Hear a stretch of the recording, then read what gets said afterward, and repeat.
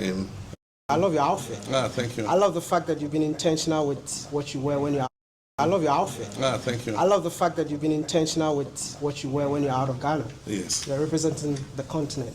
Yeah, and also boosting the garment industry in my country. This is weather friendly for our temperature. It's comfortable, easy to wear.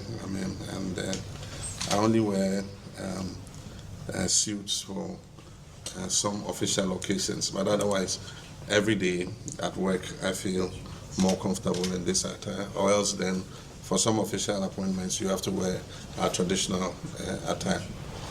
Your speech at the UN General Assembly was brilliant.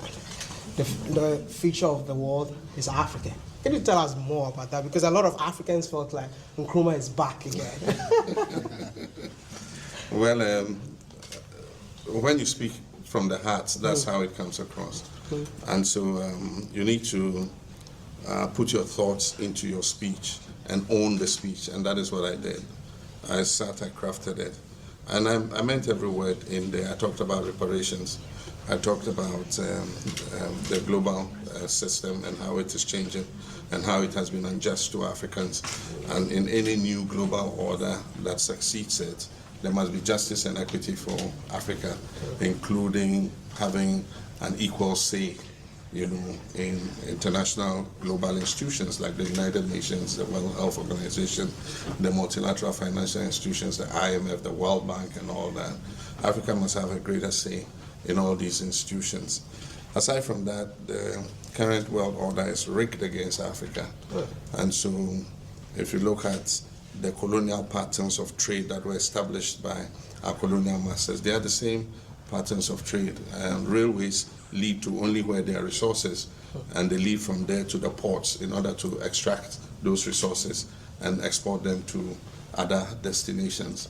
We continue to live as colonial slaves. Let me call it neo-colonial slaves, because we have a flag and we have independence, but still the system is rigged such that we have to export materials raw to our former colonial masters.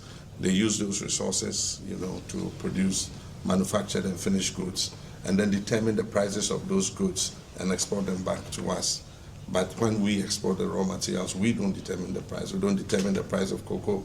We don't determine the price of gold. Cocoa doesn't grow in Europe, and yet Europe determines how much cocoa should be purchased for. And so these are all the kinds of things that we need to look at. Does it mean that we are not fully independent, like what you're just saying? Yeah, Nkrumah said it. After we gained independence, he said we're moving from the era of colonialism to the era of neo-colonialism. It would take time to reform the system. For instance, we've passed the African Continental Free Trade Area. Yeah. But even though we can export duty-free, tariff-free into each other's markets, where are the railways to move those goods? Where are the ports to move those goods? Where are the roads to move those goods?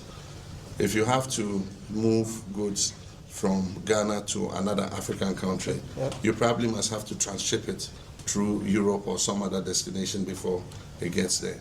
So until we're able to establish the infrastructure to be able to exchange people and goods between ourselves, we cannot fully utilize the potential that the African Continental Free Trade Area gives us. And that is part of the new colonialism that I talk about. I'm hoping that one day Africa will be borderless, and I think it has to start from Ghana, because this is a campaign that I've been on for quite some time now. I'm hoping that one day West Africa has been borderless for a long time. We signed the Protocol on Free Movement of People decades ago. And so West Africans are able to move to each other's countries 90-day visa-free. And I don't see what the big deal in extending it to the rest of Africa is. And that's why I was one of the first presidents when I came back from the AU conference in Kigali, and we're not able to move the free movement of people. I came and passed, the regulation that allowed any African passport holder to be able to receive visa on arrival when they come to our airport. And it didn't bring the sky down. There was not an immediate movement of people from all over Africa coming to crowd into our country. But it made it easier for business people for other Africans who want to come as tourists to our country to be able to do so. Welcome to China. They will say, Zhongguo, why ain't like that, Zhongguo? Mr. President. Yeah. I wish I could speak it as well as you.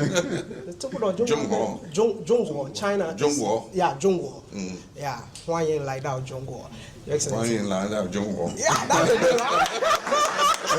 That's a good one. You tend to be coming to Africa, Asia, China, and the likes. Okay. Take it from there. Yeah, I want to know why China this time around. Yeah.